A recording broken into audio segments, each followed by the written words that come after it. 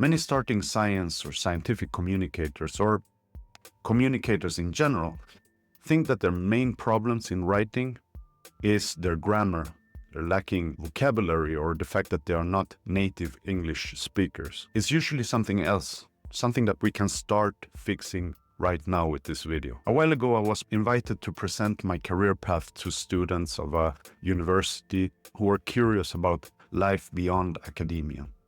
This is a topic that I've discussed before, and I can sit and talk about that for hours. So I shared my journey, how I transitioned from academic research to science communication and coaching, the lessons I've learned, and I also made a comparison of what works inside and what works outside of academia. I felt so bright as well because I was able to connect with a statement I'd done in the introduction, and in that way kind of wrap everything up nicely. And then I said, I help scientists and companies improve their communication. I have a website, and here it is. So contact me, and thank you very much. What the f***? The response was underwhelming, lukewarm. I walked off stage feeling a tad disappointed.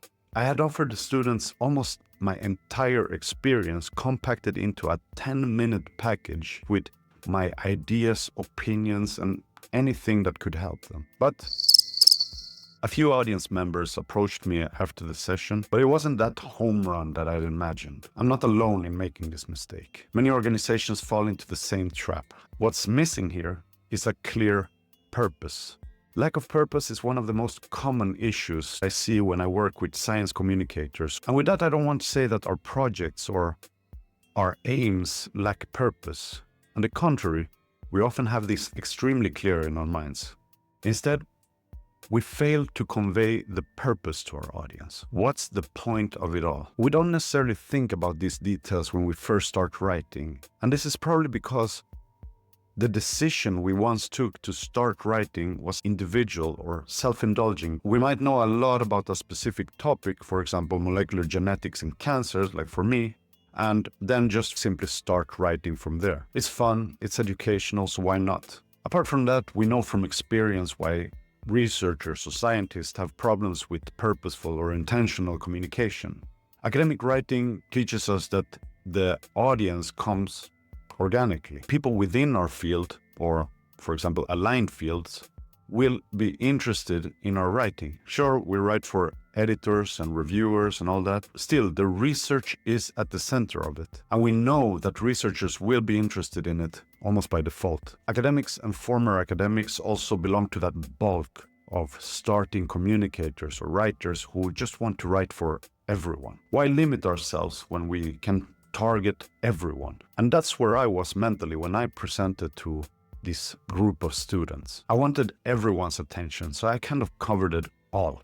But it lacks edge. Some writers or communicators might claim that they do the writing for themselves, and that is the reason why they don't have to define any type of purpose or audience. But I don't buy that argument, really. If we really only write for ourselves as a self-exploratory or self-growth kind of approach, without any concerns about our audience's requirements, we'd be writing a diary that we'd lock into a safety box every evening before bed.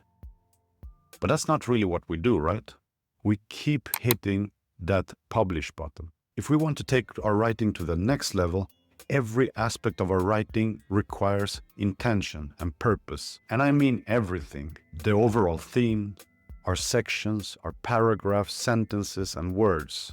When every part of our content has a clear purpose, our message becomes sharper, more impactful, and easier to follow. Without a clear purpose and intention, we struggle to keep our message on point and consistent. We might write about one topic one day and then the next day just completely change the style, narrative, topic, and we confuse our audiences and their focus as well. And it also makes the writing dull. And of course, switching a theme or topic is something that we do from time to time, and this is okay. But even when we do that, we need to be intentional and purposeful about it. I'm going to share with you how you identify the purpose in your writing. First, you identify your target audience and their pain points. Your audience is at the center of your content creation.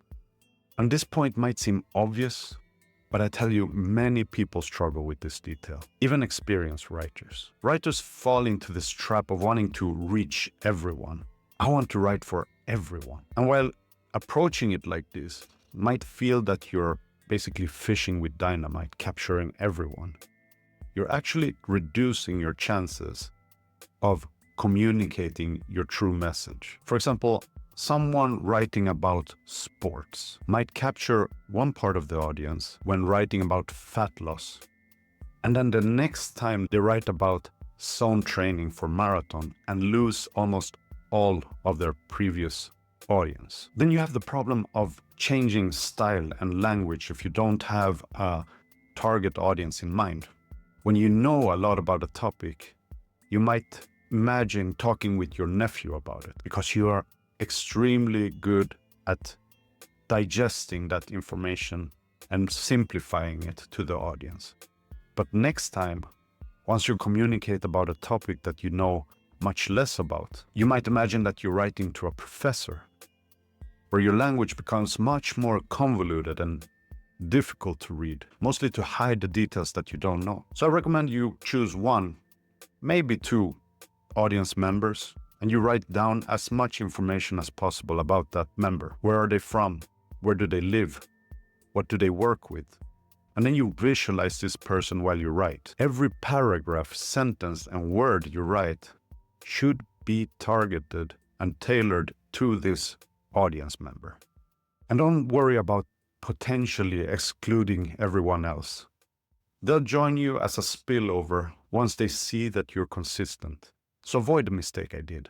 Define your purpose, speak to your audience, and create content that resonates with them. That's how you move from crickets to a home run. See what I did there? If you're struggling with purposeful writing, I'm accepting new coaching clients and I can help you. Feel free to visit me at ivoryembassy.com or just contact me directly. Otherwise, give this video a thumbs up if you liked it, a thumbs down if you didn't. Subscribe if you want to learn more about how to improve science and communication, and I guess I see you next time. Take care.